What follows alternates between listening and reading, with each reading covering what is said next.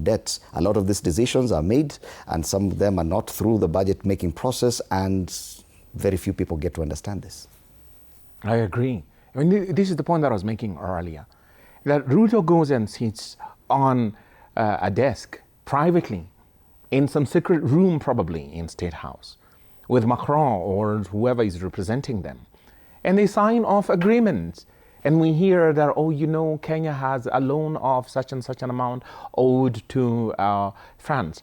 They are in parliament. They don't interrogate.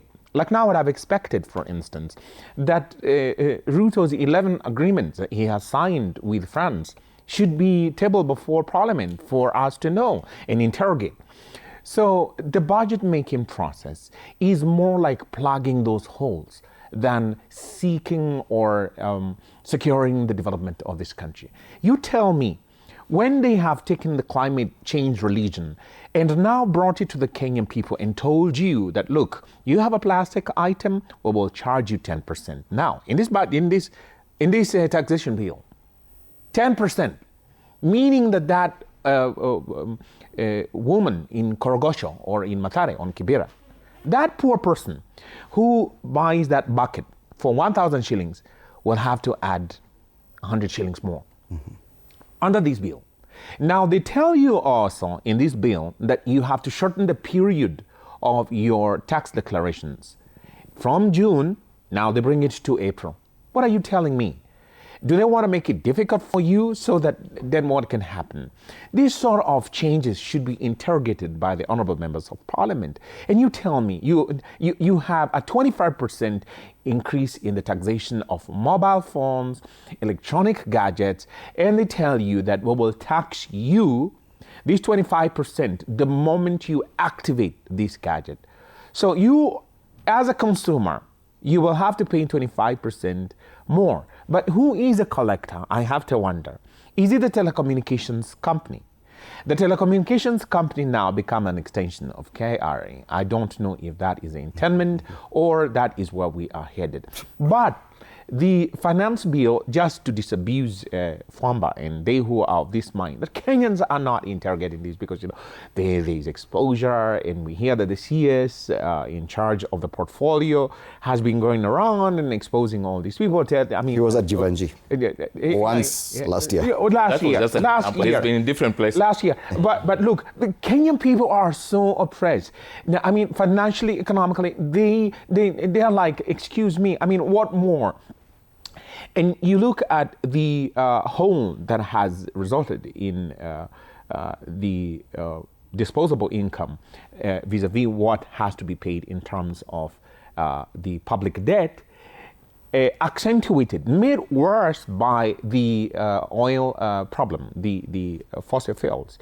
The Strait of Hormuz has resulted in this domino effect, and the government had a crisis about the energy and all of that, and they had to ensure that at least the increment is not commensurate with the market forces. So they tell us that they were forced to reduce the VAT. But look at the increment in the VAT. For instance, I've said about plastic products, 10%, and they have the cheek to tell you that between 14 shillings and 15 shillings per liter, we will add and impose on your fruit juices.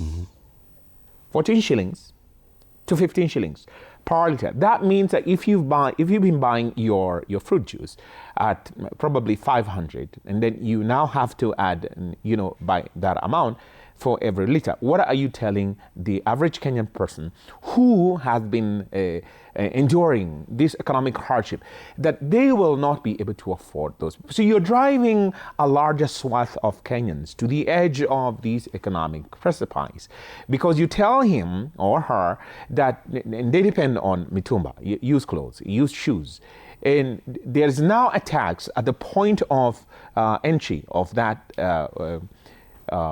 product, mitumba, or used items, that this person has to pay. And the spread is larger. That's what they want to do, to cushion themselves against the oil difficulty. The income that they had hoped to get from the sale of fuel. So in a nutshell, the quote unquote, a lack of interest that FAMBA is talking about is because Kenyans know. I wholly disagree. It's simply because that, you know, people are fed up and tired, and they see, like you rightly say. What do you think changed between 2024 and now? Because there was a lot of interest. There were young people who are even translating this bills into vernacular to enable other people to understand. All that seems to have stopped. No, part of it is victimization. You saw this lady who was actually, arraigned in court. For what?